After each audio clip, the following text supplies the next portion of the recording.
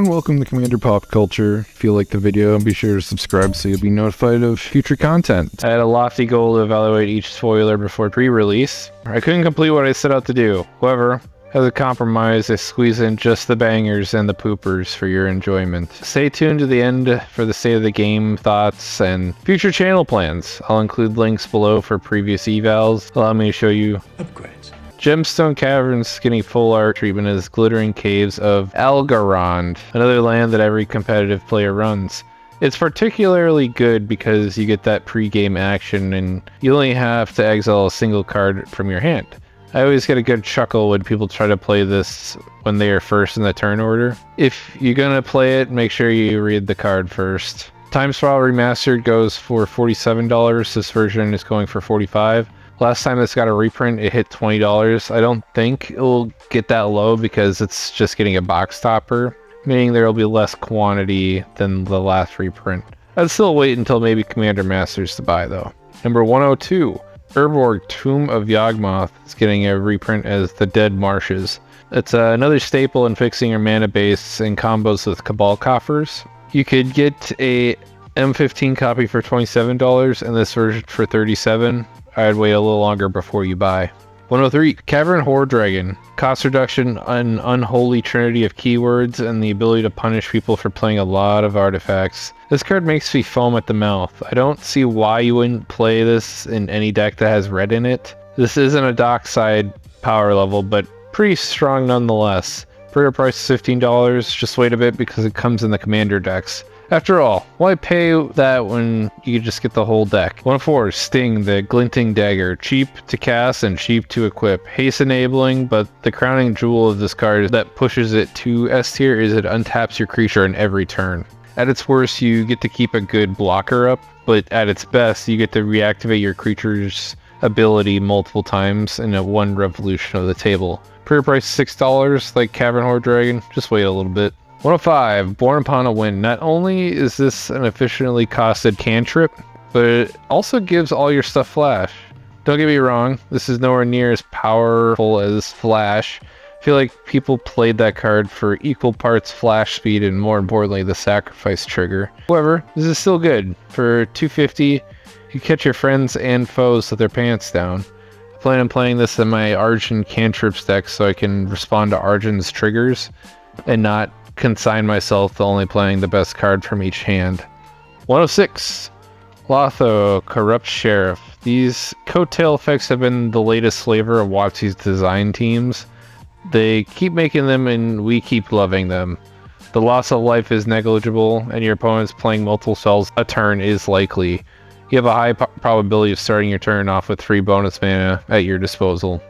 Number 107, Spiteful Banditry. This card is a discount version of Revel and Riches and Meat Hook Massacre. You're limited to just a single treasure from your opponents per turn, but like Meat Hook, this is a permanent that stays in play. You can play this for 2 mana and just let it accrue value. Depending on which version you get, copies go for 20 to 32. I think this is an overinflated price because people overlook the fine print and get the dragon sickness over the word treasure. I will not part with a single coin. Meat Hook goes for 35. This card is nowhere near as good. 108. Sword of Hearthenhome getting a full art treatment is Harrogrim Sword of Rohan. Not the first full art treatment, but in case you don't know the power of this card, it comes from being able to flicker your own things, specifically keyword own, meaning you could target things you don't control.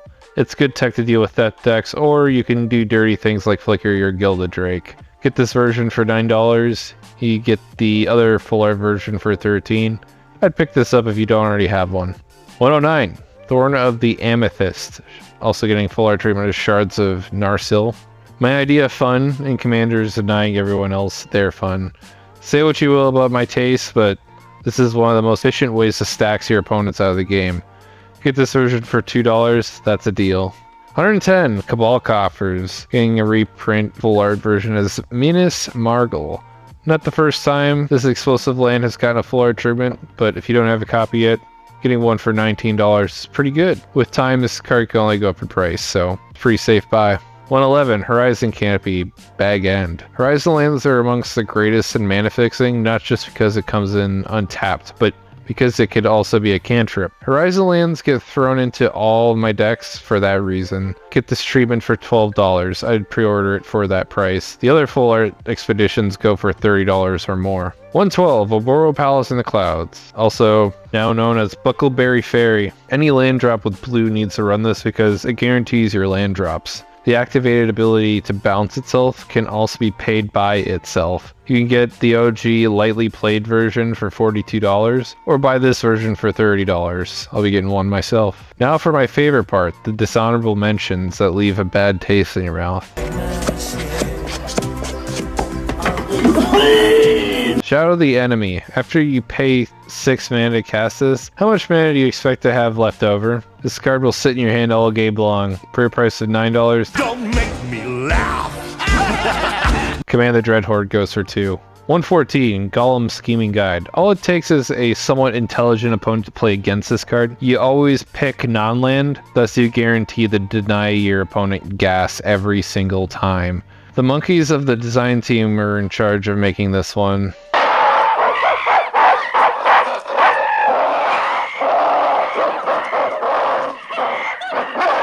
Pre-price is $7, so those are really trying to take advantage of the unintelligent.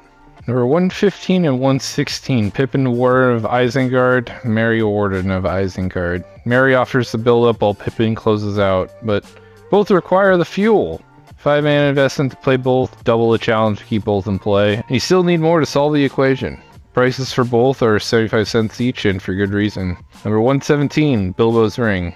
It's only playable in halfling tribal decks or with a Hobbit commander. The tribe and the legendary hobbits are not worth the effort. 118, Mines of Moria. This is another crappy Lord of the Rings land. 5 mana investment to make 2 treasures causes you to sacrifice a lot of game tempo. This also exiles 3 cards from your graveyard, denying yourself future resources. $6 for this, just wait for this to fall under $1. Frodo, Determined Hero. This card's attack trigger does not warrant this card's $12 price tag. I could also think of a near infinite amount of other cards I'd rather play over this. 120, Travel Through Karadas? Sorry if I butchered that. I could break a game with 6 mana spells, but this ain't one of them.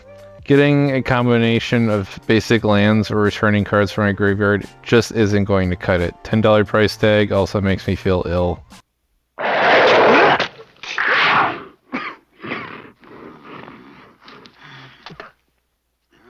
121, Gandalf, Westward Voyager. Filling your deck with 5 CMC plus spells is a bad idea for your curve. You'll end up with a grip of cards you can't play for majority of the game, or limited to casting just 1 a turn. You'll fall so far behind your opponents that if you're lucky to copy someone else's cards, it won't matter by the time you can. 122, Sir Dan, the Shipwright. I despise group hug decks. The person who benefits the most from them is the opponent sitting to the left of that group hug player. If it's me, I'll crush you because I typically build my decks to go a mile when given just an inch. Members of my play group do the same.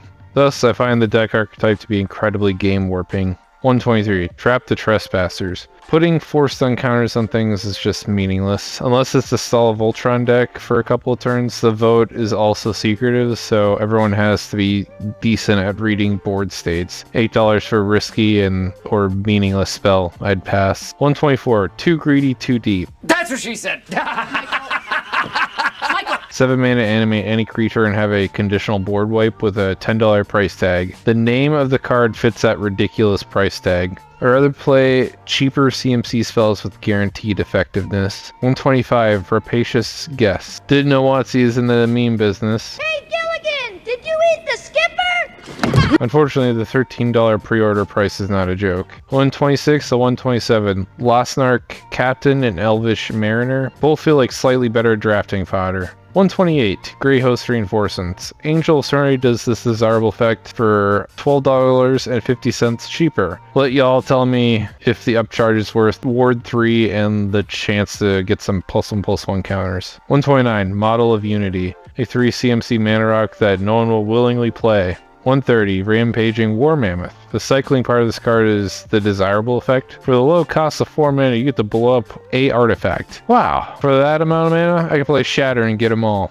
131, Monstrosity of the Lake. The text box should just say, for 10 mana, you don't win the game. 132, Castle Ardenvale. Meduseld Golden Hall of Edoras. Holy cow. Tie up your mana to make it 1-1. The only time this is good is when your opponents are not diligent enough to look at your lands before declaring attacks. Swing with just those guys. Yep. So I don't think he sees the Dried Arbor here. Yep. Now he's like, block. Shame on you if you're hiding this in your lands pile like Dryad Arbor. I'd be pissed if I got this in a box topper. Caracas, White Tower of Ethelion. This is good evidence that people making the decisions at the top of WotC don't actually play Commander, or perhaps even Magic the Gathering in general. Why else would you print a ban card as a box topper bearing the Commander symbol? Good job alienating your player base again. Pre-order is $21. I don't envision anyone ever paying that. I think It'll be a cold day in hell! before that happens. 134, Mouth of Renam, Redhorn Pass. I didn't know this card even existed, and I've been a very active player for 2 decades. It's a 6-man investment to maybe kill something. Pre-order price is less than $1, and for good reason. It's a shame because I love the art, but I wonder if artists get perturbed when their hard work ends up on a crappy card. Makes me wonder if artists gain most of their popularity from the card it gets printed on. 135, Fall from Care Andros.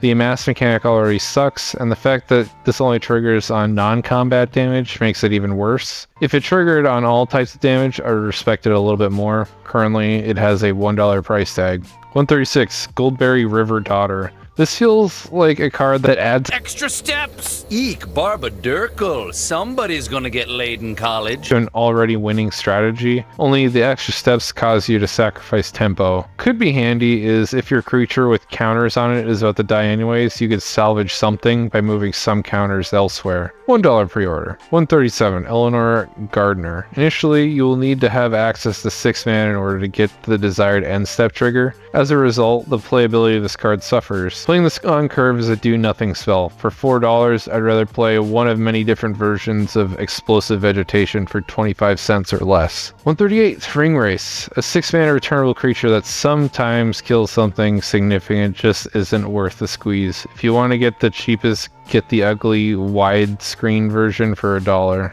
139, Isildur's Fateful Strike. Removal beyond 2 CMC is bad. If you're paying more, it better hit multiple things or be versatile. This says neither. In fact, this card is hard to cast because you need to control a planeswalker or legendary creature. As for the argument of reducing someone's hand size, it's not significant enough to warrant the CMC and the legendary casting clause. 50 cents is an appropriate price of this card. 140, Glowing Dwarf Envoy. Making a single treasure token depending on if you cast historic spells is underwhelming. More annoyed that this sucks up a rare slot, feels like an uncommon would be more appropriate. 141, Fall of Gil-galad. This is just another saga that fits the category of most sagas. They do nothing relevant in the first few turns, and they attempt to bait you into playing them because you're interested in a later trigger. Play anything else that gets you what you want immediately. It's your money.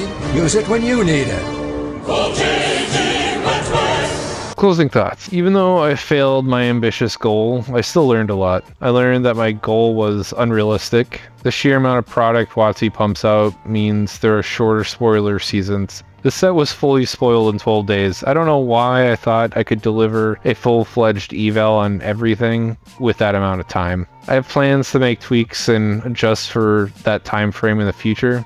Maybe I could make good on that promise. I also learned more as to what my target audience wants. My channel has grown so much since I undertook the goal. For this, I'm very grateful for your time and your support. Me also ending the series this way also frees up my time to do other content. I want to do gameplay and deck tech specials for Father's Day and Pride Month. I also plan on trying my hand at doing a few magic-related comedy sketches. I'm looking forward to the future, and I hope you are too. Have a good one. Good night.